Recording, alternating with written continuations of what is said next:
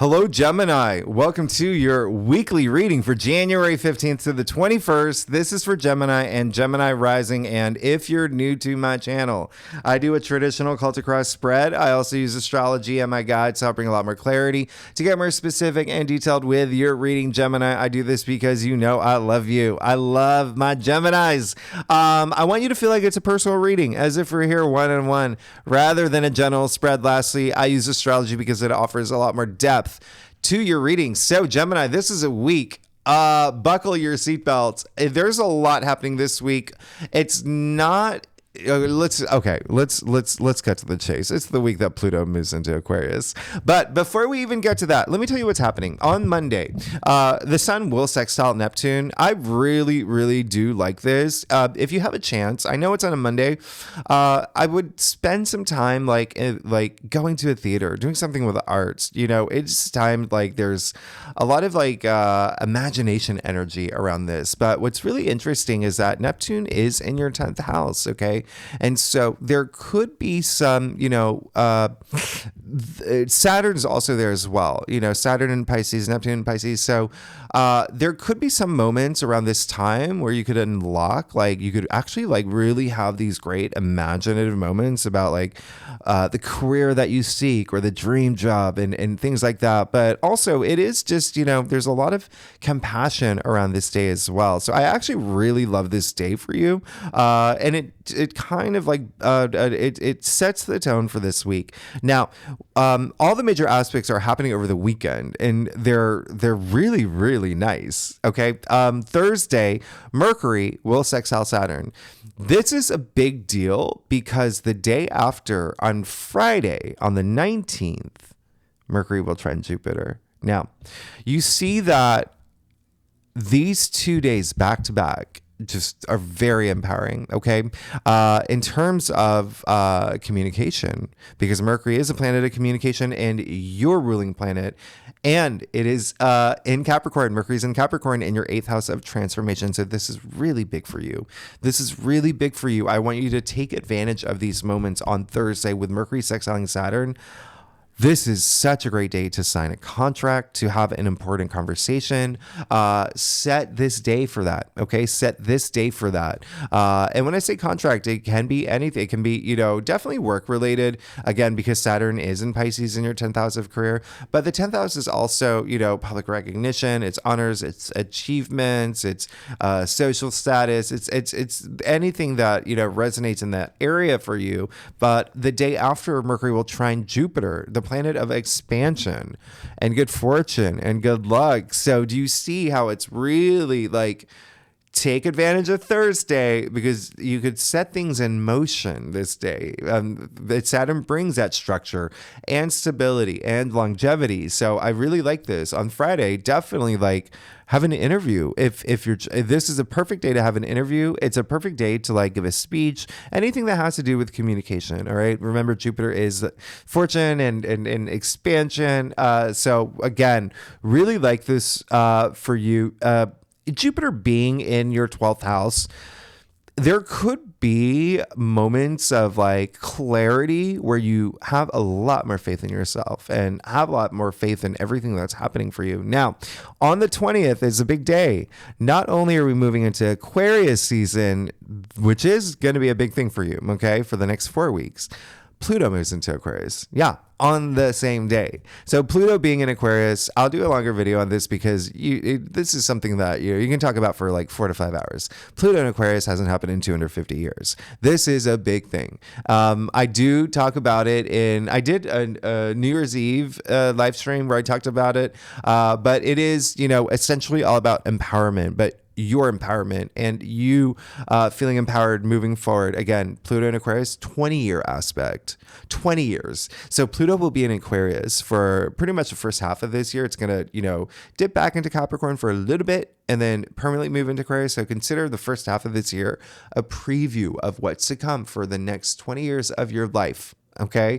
When it comes to your 9th house, spirituality. Okay. That includes divination. It includes your spirit guides. It includes your connection to divination, metaphysical, but also your perspective, your philosophies, the way that you see things. Ninth house is also education. Some of y'all could take education a lot more seriously, like maybe learn something new, maybe become a teacher. You could even travel overseas to learn about other foreign cultures, because the ninth house also rules long distance travel. Okay. It also rules publishing. Okay. So there's a lot of empowerment in there. If you're writing a book, if you're starting a website, if you are a freelance writer, there's so much power there. All right. So really use this. This is your personal revolution. Pluto and Aquarius. It's just very radical. It's a radical aspect, but all about like evolution and revolution. Okay, that's what Aquarius is. It's very visionary. It's very future forward, humanitarian. Okay, but also like, you know, equally like very independent. Aquarians are like the most like independent sign, right? But they are the humanitarian. So like the role that you play like in society, like that's going to be a big thing for you now. But again, we'll talk more about this. But just think Breakfast Club. Okay, that's the analogy I've been making. Pluto and Aquarius is like Breakfast Club. None of those 5 students came out of that school the same person. Okay, they all had their personal transformations. They all had their personal like death and rebirths, their, you know, personal revolutions to become the better version of themselves, to become who they were supposed to be. So who are you, by the way? Are you the Molly Ringwald? Who is the chattiest? Geminis are the chattiest, the social butterflies. I guess that would have been the Molly Ringwald, or maybe even Anthony. Anyway, let's do your spread. Let's get started. Gemini. This is for Gemini and Gemini rising. And I am a Gemini rising, which is why I am very chatty. If you want to read for your moon and your Venus, you're absolutely welcome to. If you want more insight into what's going on this week. But yep, if you know your birth chart. But let's get started, Gemini. See what's going on for you. Now, Gemini, like I said earlier, I do a traditional culture cross spread. I also, you know, it brings the best overview in my opinion. If we need to pull clarifiers, we'll pull clarifiers. Secondly, Gemini, you're amazing. How's your January going? I think that you're gonna need to say you're good. Like you're really good. You're fine. You're good. I feel like this happened before, but let's get to it. Let's get to this. Wow. Who knew? This is, you know, I think when we kick it off, you know, on Monday with the Sun sextiling Neptune, again, I think that is going to be a nice day for you. It's going to, like I said, set the tone for this week, but very interesting here. They're very interesting. You did get the 7 of Cups. Okay. This is, it seems like there has been a little bit of one thing that I do want you to know as we actually do kick off the week on Monday with Sun sextiling Neptune does bring a little bit of illusion. That's why it's like, you know, important to use your imagination, let your imagination overpower that, and even like your compassion and the way that you see things, because, you know, the 7 of Cups is a card of like illusion, but is also a card of like, there is opportunity that exists here. All right. So it seems like that you may have been going different directions. What does my heart want? But there could have also been a sense of like, okay, I really have to focus on the thing that is most important for me, the thing that, you know, I really resonate with. What is my path to enlightenment? All of those. You could have been going through, you know, having a lot of big questions, especially, you know, let's be honest, with Jupiter going direct and then Uranus also in, you know, your 12th house. They're all in your 12th house, like the subconscious. So keep that in mind. But you do have the 2 of Pentacles in the heart of your spread. So it does look like there could be something with money and work around this as well. There could be, you know, money could be a big thing. It looks like some of y'all could be making a decision this week. Actually, when it comes to job, career, something that has to do with money. There could be a sense of you also having this moment of clarity in terms of like what I do want to move forward with, what I don't want to move forward with. That could be the biggest theme this week, is finding that balance. Okay. There is a sense of like, you could be like, I'm going to show you something. You do see him. He's the juggler, right? And you do see him juggling these two pentacles. You see everything in this card is imbalanced. There's not a lot of balance here. You see the waves are different shapes. You see his foot off the ground. So there is a sense of like, there is possibly something that you're going to have to consider this week on, do I do this? Do I let this go? Do I have a firmer grip on this and, less on that? So there could be like a sense of like what's going on there in terms of, it could be a job opportunity. It could be you thinking about a new job or a new career. It could be you, something that has to do with money, especially because the two of Pentacles is ruled by Capricorn. We are in Capricorn season. Okay. We have Mars in Capricorn. We have so much activity in Capricorn. We're coming out of a new moon in Capricorn. All of that is in your 8th house. Okay. So transformation, personal transformation. Okay.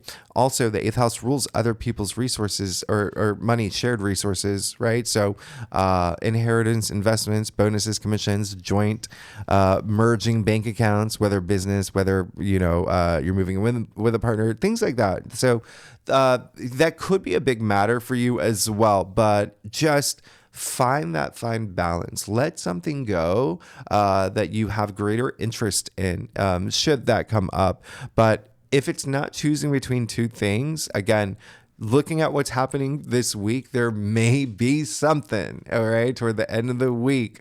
That really is just really, really having, a firm grip on knowing what you want moving forward. Now, you did get the 3 of Cups in your challenge area. So this is a card of like celebration, but at the core of the card, it really is more about like bonding, and it's more about like ideas and sharing these ideas with other people and celebrating those ideas.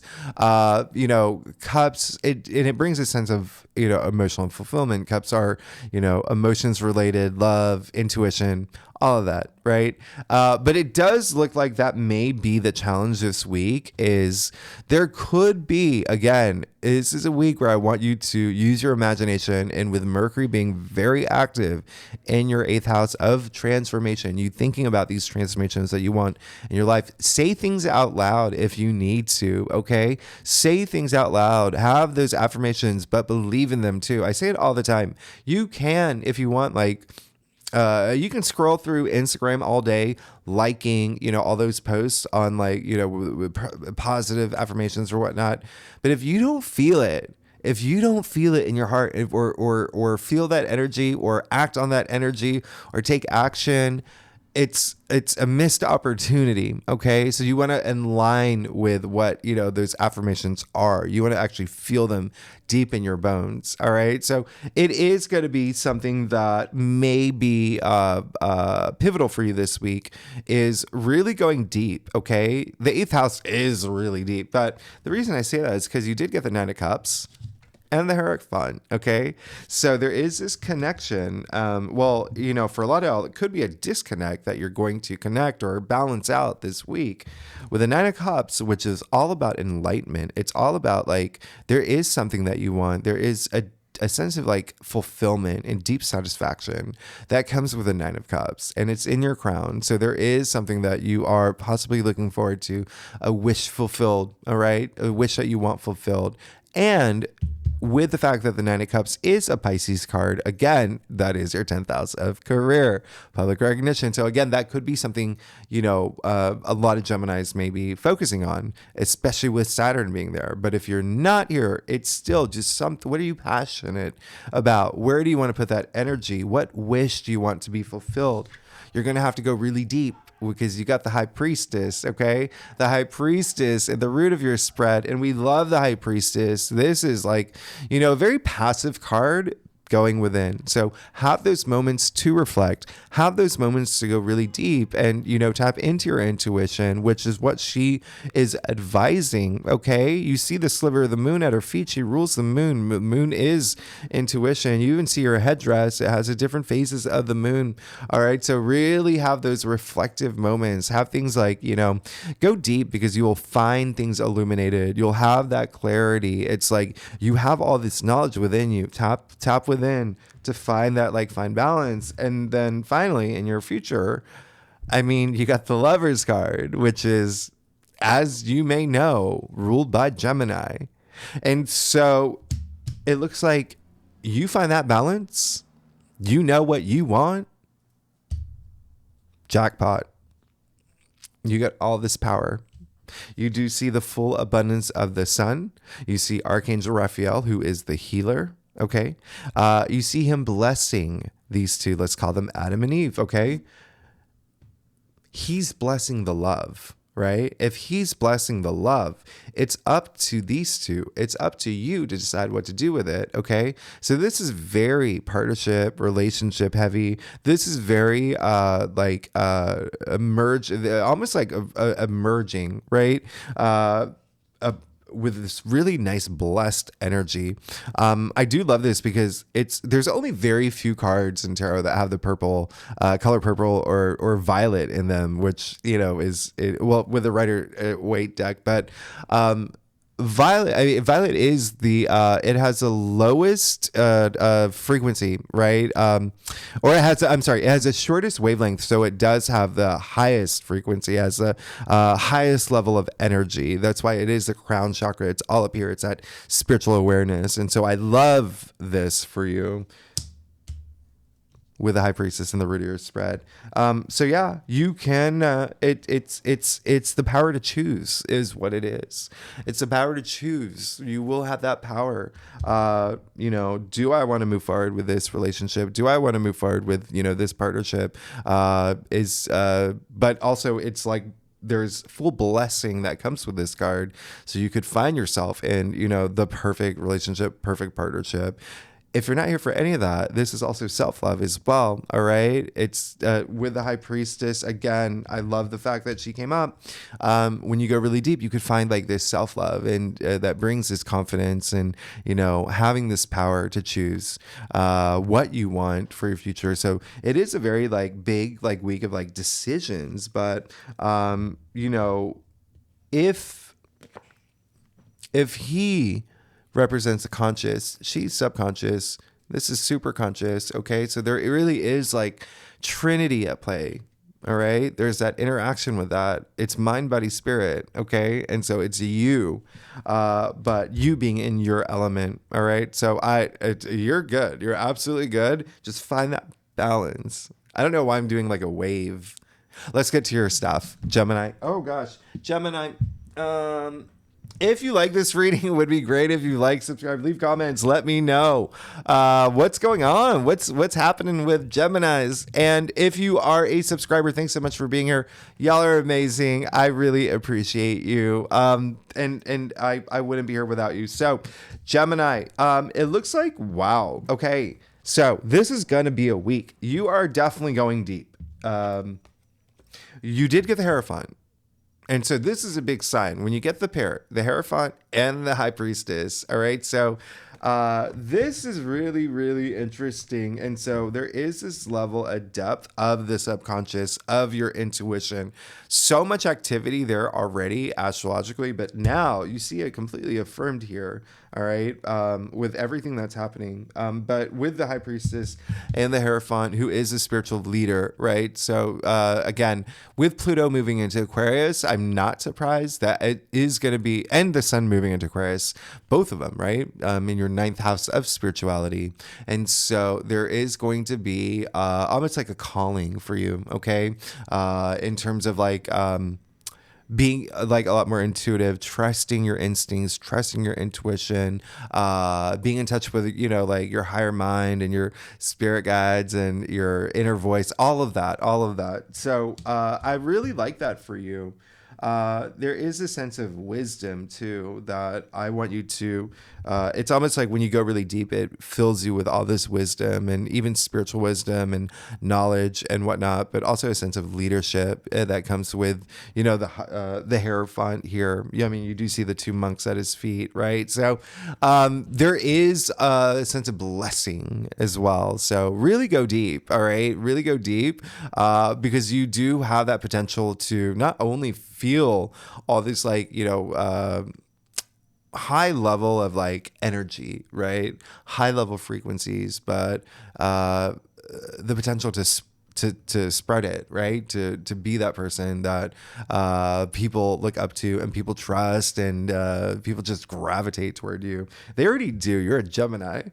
You did get the 7 of Wands in your external factors area, so there is it looks like it may be a bit of a like drawing a line in the sand, but this week there may be something where you're like, okay, I really have to make this stop, or I really have to move forward from this. Again, with the 2 of Pentacles and the heart of your spread coming after the 7 of Cups, with the 3 of Cups in your challenge area, I'm not surprised, but this is at the end of the day a card of valor, right? A card of feeling self-worth and self-value, and being, very fighting for the things that you do believe in, fighting for the things that you deserve and have earned. Okay.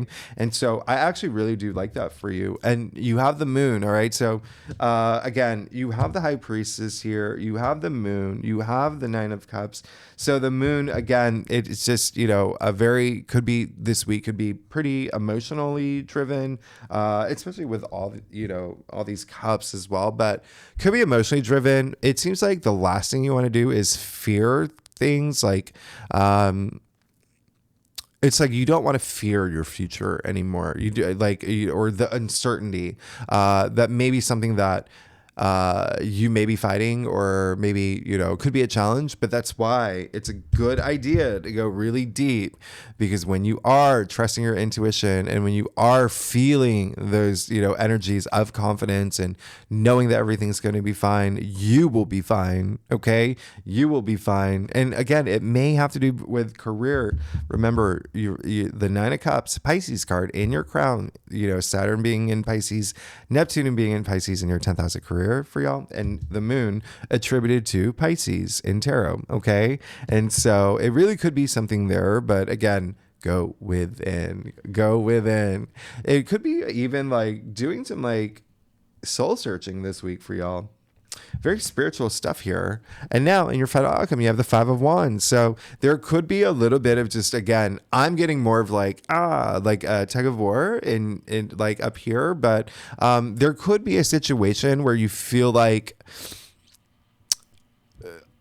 not seeing eye to eye with people on some things, but even though 5 of Wands is a challenge card, it's like the least challenging card. It's the least conflicty, okay? Because the 5s are conflict, right? Because it's just kids swinging their wands in the air. And so this card has to do with like, there could be some egos at play. When I say not seeing eye to eye, there could be too many cooks in the kitchen. It's, again, you finding what is that balance? What is, what do I have to have put a little bit more attention to? And if it is something about like egos or, just a lot of noise, I need to cut it out, cut out that white, or not white noise, but all that noise that may be distracting you. There could also be something with children, because it is, it is, like I said, kids swinging their wands in the air, but that's an energy coming through. So maybe it could be like your kids fighting over something, maybe even over inheritance if you have kids, or if you are a teacher, because remember there's so much focus on education. It could be your students, or there could be something, but that is coming up. But even still, this is more like you're gonna have to like come out on top, right? So if there is any sort of conflict that you do experience this week, whether it is like egos at play, whether it's like, again, like just even competitiveness, like there is a sense of you like going within to come out of it on top. Okay. Being like the better version of yourself and being in a place where you feel confident moving forward. Hey, what time is it? I'll do a clarifier for you. Yeah, you're going to be fine. You got the Emperor. Okay. So again,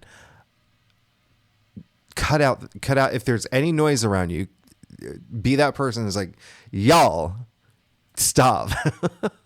let me go on my path to enlightenment without y'all getting in the way. But you have the Emperor. So all that potential is there to, speaking of power, this is power. Now, this is your power to transform. Not only with Pluto moving into Aquarius, all right, but The Emperor is ruled by Mars. And so remember, Mars is in Capricorn, and that is your 8th house of transformation. The last thing is that he's Aries, okay? The Emperor is Aries. And so that's your 11th house of your hopes and wishes. And so you could be sitting in that throne. You just have to cut out any noise. And it, again, a lot of it could be up here, especially because there's so much 12th house activity for you. So like unrooting things, like facing fears, overcoming things that have been holding you back. If you do that, if you go really deep and have it, it's almost like a spiritual quest for you too. You're just going to come out on top being that, like, I mean, this is all about power. This is all about authority. You see the armor under his red robe, right? Or cloak. It is you being fully protected, but having a lot of power, having a lot of passion. You see the orb in his hand representing the world. But I mean, you sitting in that throne with the world in your hands. This is true authority. All right. Authority, big time. Especially, you know, with Pluto moving into Aquarius, remember how I mentioned that is your 9th house and 9th house rules publishing. So like writing a book and whatnot. But authority, if you trace that word back to its etymological root, autorite, author. So being the author of your story, Gemini, being the author of your story, sitting in that throne. Gemini, you're amazing. Thanks so much for tuning in. If you like this reading, it would be great if you like, subscribe, leave comments. Let me know what's going on. Next week, we're already there at the full moon in Leo is next week. And interestingly enough, that's going to be in your 3rd house. Okay. So communication, and you rule the 3rd house. This is going to be a big one for you. So remember, be very vocal this week, but also just find that balance and you're going to be fine. You're going to be fine with the lovers. I mean, there may be some noise, maybe like a little bit of just, you know, also like that balance as well in terms of like your spiritual side, as in like your intuitive side as well, in your physical world, but finding that balance and just really harnessing that intuitive energy. Anyway, Gemini, I'll talk to you next week. Thanks so much. Okay. Bye-bye.